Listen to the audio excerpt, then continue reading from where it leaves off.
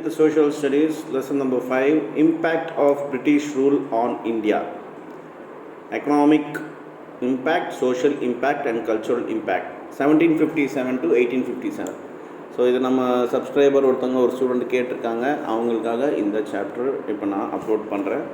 பார்ப்போம் இந்த சாப்டரில் என்ன சொல்கிறாங்கன்ட்டு. ஆக்சுவலி இது பார்த்திங்கனாக்கா பிரிட்டிஷ் டைமில், அதாவது 1757லேருந்து 1857 வரைக்கும் பார்த்திங்கனாக்கா பிரிட்டிஷ்காரங்க ரூல் ஆரம்பித்தாங்க. ரொம்ப அதிகமாக இருந்துச்சு 18th century ஆரம்பத்துலேயே. ஸோ அவங்க இங்கிலாந்துலேருந்து வந்தாங்க. இங்கே எதுக்காக வந்தாங்கனாக்கா இந்தியாவுக்கு அவங்க வியாபாரம் பண்ணுறத சொல்லிட்டு வந்தாங்க. வந்துட்டு பார்த்திங்கனாக்கா வெஸ்ட் பெங்காலில் இறங்கினாங்க. அங்கே ஈஸ்ட் இந்தியா கம்பெனின்னு ஆரம்பித்தாங்க. அதுக்கப்புறம் பார்த்திங்கனாக்கா நம்மளை கொஞ்சம் கொஞ்சமாக அந்த இடத்த நம்ம இந்தியாவை அவங்க அடிமைப்படுத்த ஆரம்பித்தாங்க டேக்ஸ் மூலமாக. ஸோ இங்கே எக்கனாமிக்கலி, அதாவது பிரிட்டிஷ்காரங்க வந்ததுனால அவங்க ரூல் இந்தியாவில் எக்கனாமிக்கலி என்ன இம்பேக்ட் ஆச்சு, சோஷியலி என்ன இம்பேக்ட் ஆச்சு, கல்ச்சுரலி என்ன இம்பேக்ட் ஆச்சு இந்தியாவுக்குன்னு தான் இந்த லெசனில் பார்க்க போகிறோம்.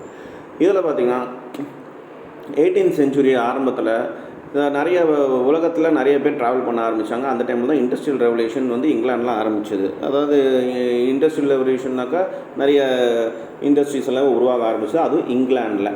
அது யூரோப்புக்கும் கொஞ்சம் கொஞ்சமாக பரவ ஆரம்பிச்சிச்சு. இந்த இண்டஸ்ட்ரியல் ரெவல்யூஷன் பார்த்திங்கன்னா இங்கிலாண்டில் தான் நடந்துச்சு. ஆனால் இது நிறைய உலக நாடுகளுக்கு சுற்றி போகிறதுக்கு பார்த்திங்கன்னா நிறைய ரூட்டு, கடல் வழியாக ரூட்டு, அப்புறம் ட்ரேட் ரூட்டு, வியாபாரத்துக்காக ரூட் கண்டுபிடிக்க ஆரம்பித்தாங்க இந்த இங்கிலாண்டுக்காரங்க. ஏன்னா அவங்க நிறைய இண்டஸ்ட்ரீஸில் நிறைய பொருள்லாம்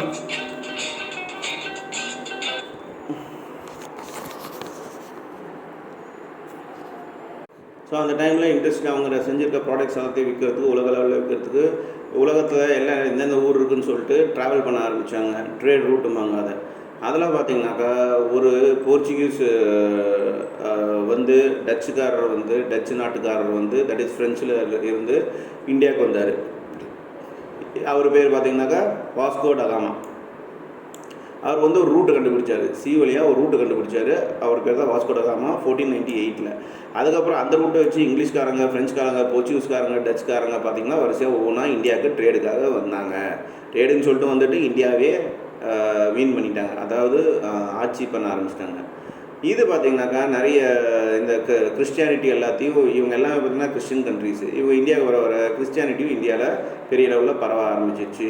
இது இந்தியன் ஹிஸ்ட்ரியிலே பார்த்திங்கனாக்கா இந்த யூரோப்பியன் பவர் இந்தியாவில் வரத்துக்கு ஒரு காரணமாக இருந்துச்சுன்னு பார்ப்போம். இந்த லெசனில் நம்ம இதை பற்றி தான் பார்க்க போகிறோம். பிரிட்டிஷ்காரங்க வந்ததுனால இந்தியாவோட எக்கனாமிக்கல், சோஷியல் அண்ட் கல்ச்சரல் விஷயம்லாம் எப்படி மாறிச்சு அப்படின்னு சொல்லிட்டு. First 5.1 reason for coming to India. ஏன் முதல்ல இந்தியாவுக்கு வந்தாங்க? The European and British traders initially came to India for trading purpose. The Industrial Revolution in Britain led to increase of demand for the raw materials for the factories there. At the same time, they also required a market to sell their finished goods. India provided such a platform to Britain and fulfill all their needs. In the 18th century, the 18th century was the period of internal power struggle in India and with the declining power of Mughal Empire. The British officials were provided with the perfect opportunity to establish in their hold over Indian territory. They did this through numerous wars, forced territories, annexation of alliance and various regional powers all over country. Their new administrative and economical policies helped them consolidate their control over the country. Their land revenue policies helped them to poor families, keep the poor families in check and get huge sum of revenues in return. They forced the commercialization of agriculture with growing of various cash crops and raw materials for the industry in Britain. With the strong political control, the British were able to monopolize the trade in India. They defeated their foreign rivals in trade so that there could be no competition. They monopolized the sales of all kinds of material and brought these at low prices, whereas the Indian weavers had to buy them at exorbitant prices. Heavy duties were imposed on Indian goods entering Britain so as to protect their own industry. Various investments were made to improve the transport of communication system in the country to facilitate the easy transfer of raw materials from the farms to the port and to finished goods from the ports to market. Also, English education was introduced to create a class of educated Indians who would assist the British in ruling the country and strengthen their political authority. All these measures helps British to establish consolidated to continue their rule over India. So இந்த paragraph என்ன சொல்கிறாங்கன்னா, reason ஏன் அவங்க இந்தியாவுக்கு வந்தாங்க பிரிட்டிஷ்காரங்க, அப்போ யூரோப்காரங்க அப்படின்னா முதல்ல வியாபாரம் சொல்லிட்டு தான் உள்ளே வந்தாங்க. ஏன்னா அவங்களுக்கு இப்போ பிரிட்டனில் பார்த்திங்கனாக்கா இங்கிலாண்டில் இண்டஸ்ட்ரியல் ரெவல்யூஷன் ஆரம்பிச்சிருச்சு. அவங்களுக்கு ரா மெட்டீரியல் நல்லா தேவைப்பட்டுச்சு, டிமாண்ட் இருந்துச்சு. அது இந்தியாவில் நிறைய கிடச்சிச்சு, நேச்சுரல் ரிசோர்ஸஸ் ரா மெட்டீரியல்ஸ்லாம் கிடச்சிச்சு. அதனால பார்த்தீங்கன்னா 18ஆம் நூற்றாண்டு 18th century வந்து இங்கே ஒரு பிரச்சனை இந்தியாவுக்குள்ளே வர ஆரம்பிச்சிச்சு. என்னென்னாக்கா இவங்க எல்லாமே ஒவ்வொருத்தவங்களாம் இங்கே வர ஆரம்பிச்சோன்னே இந்தியாக்காரங்களுக்கும் வெளியிலேருந்து வரவங்களுக்கும் ஒரு ஸ்ட்ரகிள் ஆரம்பிச்சிச்சு. என்னன்னாக்கா இங்கே முகலாயர்களை ஆழ்ந்துட்டு இருந்தாங்க, அவங்களோட பவர் வந்து கம்மியாக ஆரம்பிச்சிச்சு. இதை பிரிட்டிஷ்காரங்க யூஸ் பண்ணி என்ன பண்ணிட்டாங்கனாக்கா அவங்க இந்தியாவில் அவங்களோட ஆக்கிரமிப்பை அதிகம் பண்ண ஆரம்பிச்சிட்டாங்க. இவங்க லோக்கலில் இருக்க அத்தனை பேர்த்தையும் வந்து ஃபோர்ஸ் எல்லாம் ஒட்டுக்காக சேர்த்துனாங்க. சில அக்ரிமெண்ட் ட்ரீட்டிஸ் எல்லாம் போட்டாங்க, அலைன்ஸ்லாம் போட்டாங்க. இந்த பவர்ஸ் எல்லாமே அவங்க இந்த நாடை ஆள்றதுக்காக, இந்தியாவை ஆள்றதுக்காக. அதே அப்புறம் நிறையா பாலிசிஸ்லாம் போட்டாங்க, இந்தியாவை கண்ட்ரியை கண்ட்ரோல் பண்ணுறதுக்காக. அப்புறம் ரெவென்யூ, அதாவது டேக்ஸ் பாலிசிஸ் நிறைய போட்டாங்க. இது மூலமாக பார்த்திங்கனாக்கா ஃபார்மர்ஸ்க்கு வந்து இதே இல்லை, வருமானம் இல்லாமல் போயிடுச்சு. அவங்க நிறைய டேக்ஸ் கட்ட வேண்டியதாக போயிடுச்சு. இது மூலமாக பார்த்தீங்கன்னா அவங்க கடனுக்கு ஆகிட்டாங்க. ஸோ கேட்கறதுக்கு ஆலயமாக போயிடுச்சு. அப்புறம் அக்ரிகல்ச்சர் வந்து கமர்ஷியல் பண்ணிட்டாங்க. அதாவது அவங்களுக்கு வந்து கேஷ் கிராப்ஸ், ரா மெட்டீரியல்ஸ் நிறைய இங்கிலாண்டுக்கு தேவைப்படுது, பிரிட்டனுக்கு தேவைப்படுதுன்னு சொல்லிட்டு அவங்க சுதந்திரத்துக்காக கேஷ் கிராப்ஸ் வளர்த்த வச்சாங்க. அப்புறம் பொலிட்டிக்கல் கண்ட்ரோல் கொஞ்சம் கொஞ்சமாக இவங்க வர ஆரம்பிச்சிது பிரிட்டிஷ்காரங்களுக்கு. இதே மாதிரி அவங்க இந்தியாவில் அவங்க மட்டும் தான் ட்ரேட் பண்ணுற நிலைமைக்கு வந்துடுச்சு. இப்போ என்ன ஆச்சுனாக்கா இவங்க ப்ராடக்ட்ஸ்க்கு ரா மெட்டீரியல்ஸ் இங்கேருந்து போச்சு. அதேட்டம் அவங்க செஞ்ச ஃபினிஷ் ப்ராடக்ட்ஸ் வந்து வாங்குறதுக்கு இந்தியா மாதிரி ஒரு பெரிய மார்க்கெட்டு. அதனால் அவங்க அதிக விலையில் இந்தியாக்காரங்கிட்டே அவங்களோட ப்ராடக்ட்ஸ்லாம் விற்க ஆரம்பித்தாங்க. நிறைய ஹெவி டியூட்டிஸ், அதாவது டேக்ஸ் எல்லாமே போட ஆரம்பித்தாங்க நம்ம இந்தியன்ஸுக்கு. ஸோ அவங்களோட இண்டஸ்ட்ரி, பிரிட்டனில் இருக்க இண்டஸ்ட்ரியை காப்பாற்றுறதுக்காக. அதேட்டம் டிரான்ஸ்போர்ட்டேஷன் நிறைய அவங்க க்ரியேட் பண்ணாங்க. இப்போ இருக்கிற ரயில் டிரான்ஸ்போர்ட்டேஷன்லாம் பார்த்திங்கன்னா அவங்க தான் ட்ராக்லாம் போட்டது. ஸோ கம்யூனிகேஷனும் அவங்க கூட இருந்தாங்க. அப்படியே கொஞ்சம் கொஞ்சமாக பார்த்திங்கனாக்கா இங்கிலீஷ் கற்றுக் கொடுக்க ஆரம்பித்தாங்க ஒரு சில இந்தியன்ஸுக்கு. ஏன்னா அப்போ தான் இவங்க டிரான்ஸ்லேட் பண்ணுறதுக்கு ஈஸியாக இருக்கும். அதேட்டம் இவங்க அதாவது பிரிட்டிஷ்காரங்க வந்து ஆட்சியில் இருக்கும்போது கம்யூனிகேஷனுக்கு ஈஸியாக இருக்குன்னு சொல்லிட்டு அவங்க சுதந்திரத்துக்காக தான் இந்த இங்கிலீஷ்லாம் சொல்லிக் கொடுக்க ஆரம்பித்தாங்க. இந்த மாதிரி தான் அவங்க இந்தியாவை ரூல் பண்ண ஆரம்பித்தாங்கன்னு சொல்கிறாங்க. இப்போ ஃபிகர் 5.1 நீங்கள் பார்க்கலாம். இதுதான் currency of East India company. இதுதான் ஆரம்பத்தில் இருந்துச்சு, ஈஸ்ட் இந்தியா கம்பெனியோட கரன்சியாக இருந்துச்சு நம்ம நாட்டில். அப்புறம் கீழே இருக்கிற நோட்டில் பார்த்திங்கனாக்கா இது ஈஸ்ட் இந்தியா கரன்சி, இது நோட்டு, இந்த மாதிரி தான் யூஸ் பண்ண ஆரம்பிச்சிட்டாங்க அந்த காலகட்டத்தில். 5.2 methods of colonisation in India. எப்படி ஒவ்வொரு இடத்தையும் இவங்க வந்து ஆக்குபை பண்ணாங்க அப்படிங்கிறது தான் இதில் பார்க்க போகிறோம். Look at the map of Europe. You will find many big and small states on it. When the Industrial Revolution started in Europe, these small states did not have sufficient raw materials for their industries or market for their finished goods. These countries now started looking for markets in Asia and Africa. England succeeded in controlling trade with India and established the East India Company in 1600. This company was supported by British government. With its help, England was able to extend their territory frontier to the Indian subcontinent. The first factory was established at Surat 1613. In 1615, Sir Thomas Roe got permission from Mughal Emperor Jahangir to open a factory at Agra, Ahmedabad and Bhuj. Their most important settlement on the southern coast was Madras, where they built a fortified factory called Fort St. George. This was the first proprietary holding acquired by the company on Indian soil. Gradually, the company expanded its trading network. By that time, the company was well established in India. It had also succeeded in eliminating the rival European powers from India. They also started interfering in political affairs of Indian rulers. இப்போ என்ன சொல்கிறாங்கன்னா, கீழே பார்த்தீங்கன்னாக்கா உங்களுக்கு ஒரு map இருக்கும். அந்த மேப்பில் பார்த்தீங்கன்னா நிறைய சின்ன சின்ன நாடுகள்லாம் இருக்குது. அங்கே பார்த்தீங்கன்னாக்கா உங்களுக்கு ரா மெட்டீரியல்ஸ் உங்களுக்குலாம் ஃபஸ்ட்டு ஆரம்பத்தில் கிடைக்கிறது ரொம்ப கஷ்டமாக இருந்துச்சு. அதனால் என்ன பண்ணாங்க, இந்த ரா மெட்டீரியல்ஸ் கிடைக்கிறதுக்காக எல்லா ஸ்டேட்ஸையும் விட்டுதான் அவங்க வந்து சேர்த்துனாங்க. இது ஒன்று. இப்போ இவங்களோட மார்க்கெட்டை எக்ஸ்டெண்ட் பண்ணுறதுக்காக இவங்க என்ன பண்ணாங்க, ஏஷியாலையும் ஆஃப்ரிக்காலையும் தங்களோட பிஸ்னஸை வந்து ஆரம்பித்தாங்க. அப்படி ஆரம்பிக்கும் போது தான் 1906 ஆரம்பித்து தான் ஈஸ்ட் இந்தியா கம்பெனி அப்படின்னு சொல்கிறாங்க, இந்தியாவில் ஆரம்பித்தது. இந்த கம்பெனி வந்து பிரிட்டிஷ் கவர்மெண்ட்னால சப்போர்ட் பண்ணப்பட்டது. அதே வட்டம் பார்த்திங்கன்னா இந்த பிரிட்டிஷ் கவர்மெண்ட்டோட சப்போர்ட்னால இவங்க இந்தியன் சப்கான்டினெண்ட்டை ரொம்ப ஆழமாக இவங்க வந்து எல்லா நாடையும் பிடிக்கிறதுக்கு இது ஒரு ஹெல்ப்பாக இருந்துச்சு. இவங்க ஃபஸ்ட்டு பார்த்திங்கனாக்கா சூரத்தில், தட் இஸ் குஜராத்தில் சூரத்தில் பார்த்திங்கன்னா 1613 இவங்க வந்து ஒரு ஃபேக்ட்ரி ஃபஸ்ட்டு ஆரம்பித்தாங்க. அப்புறம் 1615 பார்த்திங்கனாக்கா சார் தாமஸ் ரோங்கிறவர் நம்மளோட முகல் எம்பரர் ஜஹாங்கீர் அவர்கிட்ட வந்து பர்மிஷன் வாங்கி ஆக்ராவில் அகமதாபாத்தில் அப்புறம் ப்ரோச்சுங்கிற இடத்துல இவங்க இது ஆரம்பித்தாங்க, ஃபேக்ட்ரி ஆரம்பித்தாங்க. இவங்க ஃபஸ்ட்டு பார்த்திங்கன்னா மெட்ராஸ், அதாவது இன்றைக்கி இருக்க சென்னையில் பார்த்திங்கனாக்கா ஃபோர்ட் சென்ட் ஜார்ஜ், இது இன்னமும் இருக்குது இந்த இடம். இந்த ஃபோர்ட் சென்ட் ஜார்ஜ் வந்து ஃபஸ்ட்டு இவங்களோட ஓன், அதாவது பிரிட்டிஷ்காரங்களோட ஓன் ஃபேக்ட்ரி கட்டினாங்க. அப்புறமா இது கொஞ்சம் கொஞ்சமாக இந்தியன் சாயிலில் வந்து எக்ஸ்பேண்ட் பண்ணப்பட்டது. அதாவது இவங்களோட ஆதிக்கம் இந்தியன் சாயிலில் கொஞ்சம் கொஞ்சம் எக்ஸ்பேண்ட் ஆச்சுன்னு சொல்கிறாங்க. இவங்க ட்ரேடும் பெரிய லெவலில் வளர ஆரம்பிச்சிச்சு இந்தியாவில். இந்த மாதிரி தான் இந்தியாவில் இந்த ஈஸ்ட் இந்தியா கம்பெனி வந்து வியாபாரத்தை வளர்ந்துச்சு. இது பார்த்திங்கனாக்கா அதுக்கு முன்னாடி பிரிட்டிஷ்காரங்க வரதுக்கு முன்னாடி யூரோப்பியன்ஸ் தான் இந்தியாவை ஆழ்ந்துட்டு இருந்தாங்க. இந்த யூரோப்பியன்ஸையும் இவங்க வந்து துரத்தி அடிச்சிட்டாங்க இந்தியாவிலேருந்து. இப்படி தான் இவங்க அதுக்கப்புறம் இந்தியன் ரூலர்ஸ், அதாவது இந்தியன்ஸ் ராஜாங்கள்லாம் ஆண்டுட்டு இருக்கும்போது அவங்களோட பொலிட்டிக்கல் விஷயத்துலையும் இவங்க இது நுழைய ஆரம்பித்தாங்க. யார்? பிரிட்டிஷ்காரங்க. ஸோ மேலே இருக்கிறது பார்த்திங்கன்னா present day map of Europe. இன்றைக்கி இருக்க யூரோப்போட மேப் தான் மேலே கொடுத்துருக்குன்னு சொல்லியிருக்காங்க. Do you know 1696 the company developed 3 villages into a city in Bengal and named it Calcutta. They also built a fort around this city known as Fort Williams. So 1696 இவங்க கல்கட்டாவில் இருக்க, அதாவது பெங்காலில் இருக்க 3 வில்லேஜை சேர்த்தி அதுக்கு வந்து கொல்கட்டான்னு பேர் வச்சுருக்காங்க. அதுதான் இன்னைக்கு இருக்க கொல்கட்டா. அது அந்த சிட்டியை சுற்றி பார்த்திங்கன்னா ஒரு கோட்டை கட்டினாங்க. அந்த கோட்டைக்கு பேர் வந்து ஃபோர்ட் வில்லியம்ஸ் அப்படின்னு பேர் வச்சாங்க. Look at the map of 19th century India. What do you see? You will locate many big and small independent states. These states had their own rulers, economic language and culture. These states were constantly at war with each other.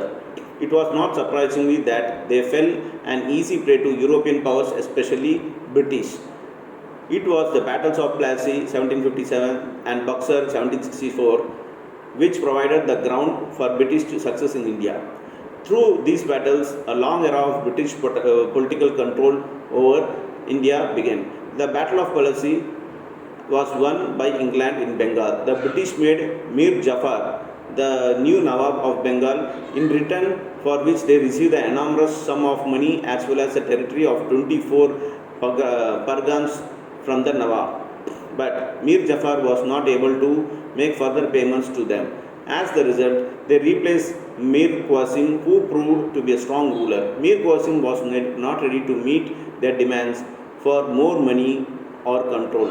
As a result, Mir Qasim was removed and Mir Jafar was made the Nawab again. Mir Qasim then joined hands with Nawab and Awadh, Siraj-ud-Dawla and Mughal Emperor Shah Alam II in plotting against the British.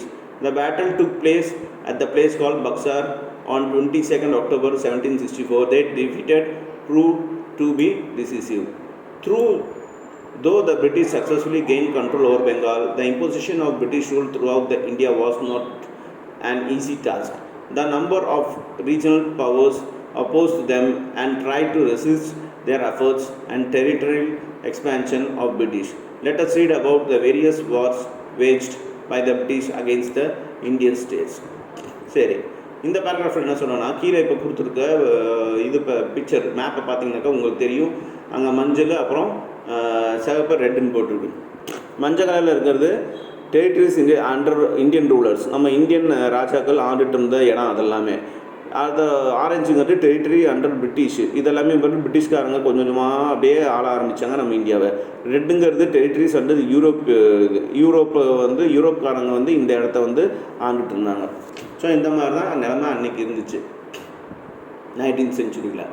அப்புறம் என்ன ஆச்சுனாக்கா, 2 முக்கியமான போர் ஆரம்பிச்சிது. 1757 பார்த்தீங்கன்னாக்கா battle of பால்சியும் 1764 battle of பாக்ஸரும் ஆரம்பிச்சிது. இதுதான் பிரிட்டிஷ்காரங்களுக்கு இந்தியாவில் first ஜெயிக்கிற ஒரு opportunity கொடுத்தது. இதுதான் கடைசியில் பார்த்திங்கன்னா இந்தியாவை கிட்டத்தட்ட 200 வருஷமாக ஆண்டுறதுக்கு இது ஒரு ஃபஸ்ட்டு ஸ்டார்டிங் பாயிண்ட்டாக இருந்துச்சு இந்த வார். ஸோ இதில் பார்த்தீங்கன்னாக்கா பேட்டில் ஆஃப் பேல்சியில் அவங்க வந்து பெங்காலில் ஜெயித்தாங்க, பெங்கால் இந்தியன்ஸை ஜெயித்தாங்க. அப்புறமா அவங்க மீர் ஜஃபாருங்கிற அவரை வந்து பெங்காலுக்கு நவாபாக இன்சார்ஜாக போட்டாங்க. அது மூலமாக அவங்க நிறைய காசு வந்து ஃபைன் மாதிரி சம்பாதிச்சாங்க. 24 பர்கானாஸுங்கிறது வாங்க ஆரம்பித்தாங்க. மீர் ஜஃபார்னால இது வந்து மேலும் அவங்களால பேமெண்ட் பண்ண முடியாததுனால அவர் பிரிட்டிஷ்காரங்க மீர் ஜஃபாரை தூக்கிட்டு மீர் குவாசிங்கிறவரை ரூலராக போட்டாங்க. அவரும் ரொம்ப ஸ்ட்ராங்காக அந்த பெங்காலாக வந்து ஆண்டுட்டு இருந்தார். அப்புறம் இவராலையும் பிரிட்டிஷ்காரங்க கேட்குற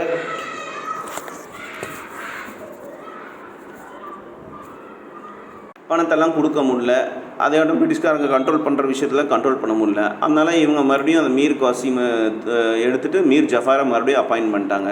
அப்புறமா மீர் குவாசிம் என்ன பண்ணாருனாக்கா நவாப் ஆஃப் அவாது, அப்புறம் ஷிஜாதுல்லா, அப்புறம் முகல் எம்பரர் ஷா ஆலம் II இவங்க கூட சேர்ந்து பிரிட்டிஷ்காரங்க எதிர்க்கில் போர் ஆரம்பித்தார், பேட்டில். இந்த பேட்டிலுக்கு பேர் தான், இந்த போருக்கு பேர் தான் பேட்டில் ஆஃப் பக்சார். இது பக்சாருங்கிற இடத்துல நடந்துச்சு. என்றைக்குனாக்கா 22 அக்டோபர் 1764, தட் இஸ் 1764 நடந்துச்சு. இதில் வந்து பிரிட்டிஷ்காரங்க ஜெயிச்சிட்டாங்க. என்ன தான் பிரிட்டிஷ்காரங்க பெங்காலில் ஜெயித்தாலும் அவங்க இந்தியாவுக்குள்ளே வரத்துக்கு ஊடுருவதுக்கு அந்த டாஸ்க்கு ரொம்ப நாள் ஆச்சு. ஏன்னா மற்ற இடத்துல ஆழ்ந்துட்டு இருந்த ராஜாக்கள் எல்லாமே ரொம்ப ட்ரெடிஷ்னல் கல்ச்சர் எல்லாமே இது பண்ணுறதுனால இவங்க உள்ளே வர்றது, பிரிட்டிஷ்காரங்க உள்ளே வர்றது அவங்களுக்கு பிடிக்கல. அதனால் ரொம்ப நாள் ஆச்சு பிரிட்டிஷ்காரங்க இந்தியாவை கான்கர் பண்ணுறதுக்கு. அதில் ஒரு சில இது வார்லாம் என்னென்னு பார்ப்போம். First ஆங்கிலோ-மைசூர் war. Mysore emerged as a powerful state under an able leadership of Hyder Ali and his son Tipu Sultan in the second half of the 18th century.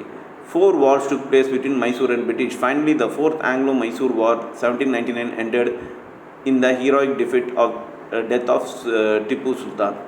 With this glorious chapter of struggle between Mysore and English, and the English came to an end. Large ports like Karna, Coimbatore, and Seringapatanam was secured by British. So இந்த ஆங்கிலோ-மைசூர் வார், இந்த மைசூர் வார் வந்து ஒரு பெரிய ஹிஸ்டாரிக்கான ஒரு வார். இது வந்து பார்த்திங்கனாக்கா பிரிட்டிஷ்க்கும் மைசூர் சுல்தான், அதாவது ஹைதர் அலியோட பையன் திப்பு சுல்தான், இவங்களுக்கு நடந்த ஒரு பவர் தான் இது. இது 18th சென்ச்சுரியில் நடந்துச்சு. இது பார்த்திங்கனாக்கா கிட்டத்தட்ட உங்களுக்கு 1799 தான் எண்ட் ஆச்சு. சரிங்களா? இது ரொம்ப நாளாக இந்த வார் வந்து நடந்துகிட்டு இருந்துச்சு. இதில் வந்து எப்போ எண்ட் ஆச்சுனாக்கா திப்பு சுல்தான் இறந்த வாட்டி தான் இந்த போரே முடிவுக்கு வந்துச்சு. இது ஒரு பெரிய ஸ்ட்ரகிளாக இருந்துச்சு மைசூருக்கும் இங்கிலாண்டுக்காரங்களும். இதில் வந்து பார்த்திங்கனாக்கா இங்கிலாண்டுக்காரங்க, தட் இஸ் பிரிட்டிஷ்காரங்க பார்த்திங்கனாக்கா கண்ட்ரா, அப்புறம் கோயம்புத்தூர், அப்புறம் ஸ்ரீரங்கப்பட்டினம், அதாவது ஸ்ரீரங்கப்பட்டினங்கிற இடத்துல வந்து இவங்க பிடிச்சிட்டாங்க. யார்? பிரிட்டிஷ்காரங்க தனக்கு கீழே கொண்டுட்டாங்க. கீழே கொடுத்துருக்க ஃபோட்டோ தான் திப்பு சுல்தானோட photo. Second, Anglo-Maratha Wars. The Marathas were another formidable power in western and central India during the second half of the 18th century. But the struggle for the power among themselves gave a British an opportunity to intervene in the internal matters. Many wars took place between British and Marathas, mainly on account of subsidiary alliance, which you will read in 5.2.1. The Third Anglo-Maratha War, 1817 to 1819, was a last war between them. The English defeated the Peshwa, dethroned him and annexed all his territories. The Peshwa was pensioned off and sent to Bitur near Kanpur, Uttar Pradesh. So இந்த Anglo Maratha வார்ஸுங்கிறது என்னன்னாக்கா மராட்டியர்கள் வந்து அந்த காலத்தில், that is 18th century second ஹாஃபில் பார்த்திங்கனாக்கா நிறைய இடத்த இந்தியாவில் ஆண்டுட்டு இருந்தாங்க. ஆனால் அவங்களுக்குள்ளேயே நிறைய போர் இருந்துச்சு. அங்கே குட்டி குட்டி ராஜாங்கள்லாம் இருந்துச்சு, அவங்களுக்குள்ளேயே நிறைய போர் இருந்துச்சு. இந்த பிரிவினையை பார்த்து பிரிட்டிஷ்காரங்க வந்து இது ஒரு டைமாக எடுத்துக்கிட்டு அவங்க வந்து உள்ளே நுழைஞ்சாங்க. உள்ளே நுழைஞ்சி பார்த்திங்கனாக்கா அவங்களும் போர் போட்டாங்க, செய்ய ஆரம்பித்தாங்க. அதுக்கு பேர் ஆங்கிலோ மராட்டா வார். 1817 1819 2 வருஷம் நடந்துச்சு. அது பார்த்திங்கனாக்கா இதில் இங்கிலீஷ்காரங்க ஜெயிச்சிட்டாங்க, பிரிட்டிஷ்காரங்க ஜெயிச்சிட்டாங்க. அவங்க வந்து அந்த பேஷ்வாவை தூக்கிட்டு அவங்கள வந்து கான்பூருக்கு அனுப்பிச்சி விட்டாங்க. பித்தூருங்கிற பிளேஸு உத்தரப்பிரதேசத்தில் இருக்கிறது. இவங்க மீதி இடத்த எல்லாமே இவங்க கைப்பற்றிட்டாங்க. யார்? பிரிட்டிஷ்காரங்க. தேர்டு பார்த்திங்கனாக்கா Anglo Sikh war. In north west India, the Sikh under their able leader Maharaja Ranjit Singh 1792 to 1839 became an effective political and military force. The British power in India viewed the rise of the Sikhs as a potential threat. The British thus wanted to bring Sikhs under control. After the death of Ranjit Singh in 1830, lawlessness prevailed in Punjab. British took the advantage of this and the first Anglo-Sikh war broke out in 1845, which ended with the defeat of Sikhs. In the second Anglo-Sikh war, 1849, the British finally defeated them in the Battle of Gujarat, a town on River Chenab. That is 1849. The Sikh chief surrendered and Punjab was annexed to Lord Dalhousie. Maharaja Dalip Singh, the son of Maharaja Ranjit Singh, was pensioned off and sent to England. So இந்த இடத்துல என்னன்னாக்கா வார் of அதாவது Anglo சீக்கியர்கள் இன்றைக்கி பஞ்சாப் வாழ்கிற இடம் தான் சீக்கியர்கள். அவங்க பார்த்திங்கனாக்கா இந்த 1792 1839 பெரிய ஒரு பொலிட்டிக்கல் இதாக வளர்ந்துட்டு இருந்தாங்க இந்தியாவில். இதை பார்த்தோன்னே பிரிட்டிஷ்காரங்களுக்கு ஒரு பயம் வந்துருச்சு, ஐயோ இவங்க ரொம்ப பவர்ஃபுல்லாக வளர்கிறாங்க, இவங்களை வந்து அடக்கி ஆகணும், இல்லாட்டி பிரிட்டிஷ்காரங்களுக்கு ஆபத்துன்ட்டு. ஆனால் அங்கேயும் பார்த்திங்கனாக்கா அவங்களுக்குள்ளே அந்த குட்டிட்டு ராஜாக்குள்ளே பெரிய பஞ்சாப்குள்ளேயே சீக்கியருக்குள்ளேயே நிறைய போர்கள் நடந்துட்டு இருந்துச்சு, பிரிவினை இருந்துச்சு. அதை வந்து யூஸ் பண்ணிட்டு அதை ராஜா ரஞ்சித் சிங் இறங்கினோடனே 1839 அங்கே வந்து ரொம்ப கலவரம்லாம் உருவாக ஆரம்பிச்சிருச்சு. அப்புறம் இதை யூஸ் பண்ணி இந்த பிரிட்டிஷ்காரங்க பார்த்திங்கன்னா ஆங்கிலோ சீக் வார்னு ஆரம்பித்தாங்க 1845. இது முதல் வாரம் இருந்துச்சு. இதுலேயும் சீக்காரங்க தோற்றுட்டாங்க. அப்புறம் 4 வருஷம் கழிச்சு மறுபடியும் 1849 மறுபடியும் செகண்ட் வார் ஆரம்பிச்சிச்சு. இது வந்து குஜராத்தில் நடந்தது. குஜராத்தில் சென்னாம்கிற ரிவர் மேலே 1849 நடந்துச்சு. இங்கேயும் பார்த்திங்கன்னா சீக்கியர்கள் தோற்றுட்டாங்க. தோற்ற வாட்டி அந்த இவரோட பையன் மகாராஜாவோட பையன் வந்து மகாராஜா திலீப் சிங், அவர் வந்து ரஞ்சித் சிங்கோட பையன், அவர் வந்து சரண்டர் ஆகிட்டார். அவர் வந்து இங்கிலாந்துக்கு அனுப்பிச்சி விட்டாங்க இந்த பிரிட்டிஷ்காரங்க. அவரோட ஃபோட்டோ தான் கீழே போட்டிருக்கு, மகாராஜா ரஞ்சித் சிங்கோட ஃபோட்டோ. அப்புறம் 5.2.1 other conquest system of alliance and annexation. So மற்ற கான்குவெஸ்ட்டு மற்ற system of alliance and annexation என்னென்ன நடந்துச்சு அப்படின்ட்டு அடுத்த டாப்பிக்கில் நம்ம பார்ப்போம்.